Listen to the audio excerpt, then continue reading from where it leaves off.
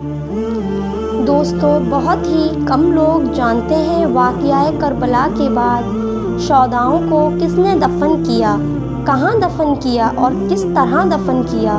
ناظرین اکرام، آج کی اس ویڈیو میں ہم آپ کو بتائیں گے کہ حضرت امام حسین اور تمام شہداؤں کو کس نے دفن کیا اور حضرت امام حسین کا سر مبارک کہاں دفن ہے۔ جب یزیدی فوج نے تمام شہداؤں کو شہید کر دیا، اس کے بعد کربلا میں کیا ہوا، آئیے ہم آپ کو بتاتے ہیں۔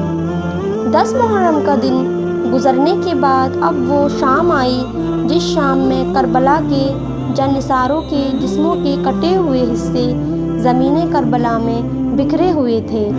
یہ شام اتنی بھیانک شام تھی کہ جس طرف بھی نظر جاتی ہر جگہ میدان کربلا میں جسم کے کٹے ہوئے حصے دکھائی دیتے۔ نواسہ رسول کی شہادت کے بعد فوج یزید کے ہاتھوں میں تمام شہیدوں کے سر تھے اور وہاں بغیر سر کے زمین کربلا پہ لاشیں بکھری ہوئی تھیں۔ کتنا دردناک رہا ہوگا یہ منظر کہ پیغمبر اسلام حضور صلی اللہ علیہ وآلہ وسلم، جنہوں نے مسلمانوں کو احترام میت اور کفن و دفن کے احکام بتائے، انہی کا نواسہ اور خاندان کے دوسرے افراد اور سچے مسلمانوں کی لاشیں بے گور و کفن کربلا کے میدان میں چھوڑ دی گئیں اور ان کے ساتھ وہ سلوک بھی نہ کیا گیا جو ہر مسلمان کے ساتھ کیا جاتا ہے، چاہے وہ کیسا بھی گنہگار کیوں نہ ہو۔ یہ منظر کتنا بھیانک اور دردناک تھا کہ کسی بھی انسان کے برداشت سے باہر تھا، مگر اسیرین کربلا میں اسے بھی برداشت کیا اور یتیم اور بیواؤں کا قافلہ شہداء کی لاشوں کو بے غسل و کفن دیکھ کر کوفہ روانہ ہو گئے۔ تاریخ یہ بتاتی ہے کہ زہیر بن حامر کی جوزہ نے اپنے غلام کو کفن دے کر بھیجا کہ وہ اس کے شوہر کی لاش کو کفن دے کر، جب غلام گیا تو اس نے امام حسین کی لاش کو بے گور و کفن دیکھ کر کہا، کیا غضب کی بات ہے، میں اپنے آقا کو کفن دے دوں اور حضرت امام حسین کی لاش مبارک اسی طرح پڑی رہے، میں ایسا ہرگز نہیں کروں گا۔ اس نے وہ کفن حضرت امام حسین کو دے دیا اور دوسرا کفن لے کر اپنے آقا کو پہنا دیا۔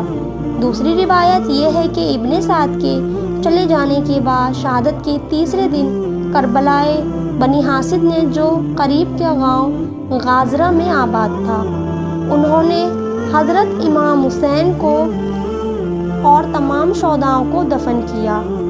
علامہ حسن بن ابی طالب نے دفن شہداء کے سلسلے میں ایک اور واقعہ بیان کرتے ہوئے کہا، فتح خیبر کے بعد یہودیوں 2 شخص ایسے تھے جو بھاگ کر عراق شہر کے کربلا کی قریبی وادی میں آباد ہو گئے۔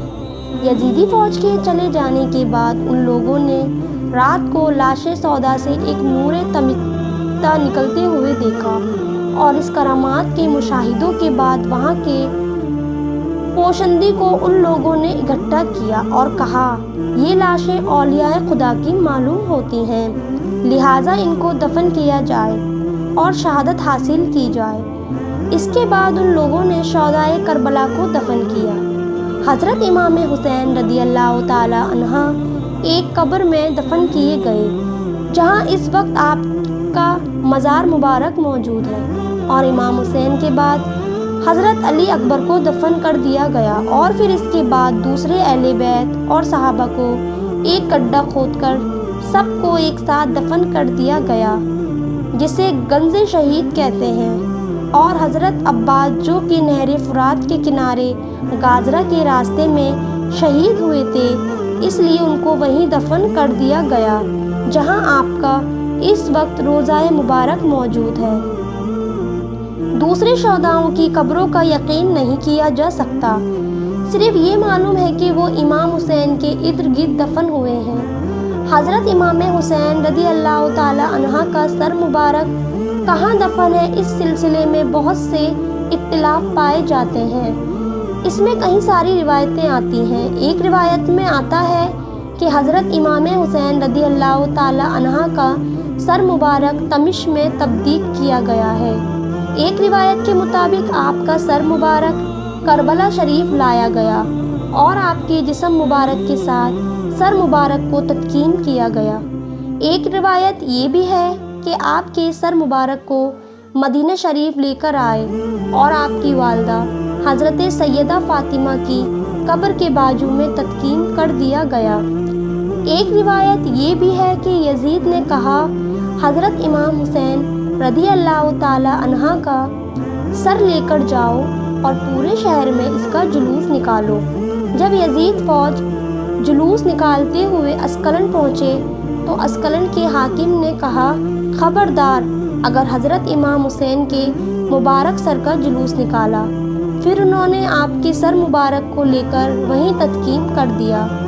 جب اسکلن پر فرنگیوں کا قبضہ ہوا تھا، سالانے نامی ایک شخص جو کہ مصر کا حاکم تھا، اس نے 30,000 دینار یا اس سے زیادہ دے کر فرنگیوں سے آپ کے سر مبارک کو لے لیا، اور پھر اس حاکم نے آپ کے سر مبارک کو ریشم کے کپڑے میں لپیٹا اور ننگے پیر وہاں سے کچھ افراد کے ساتھ 8 ذمادیال آخر 548 ہجری کو مصر میں آپ کے سر مبارک کو لے کر لائے۔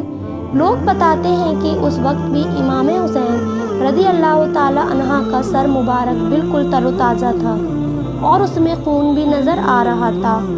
اور پھر حضرت امام حسین رضی اللہ تعالی عنہ کا سر مبارک کو مصر کے ایک شہر قاہرہ میں دفن کیا گیا۔ جس جگہ میں آپ کے سر مبارک کو دفن کیا گیا اسے مذہب حسینی کہتے ہیں۔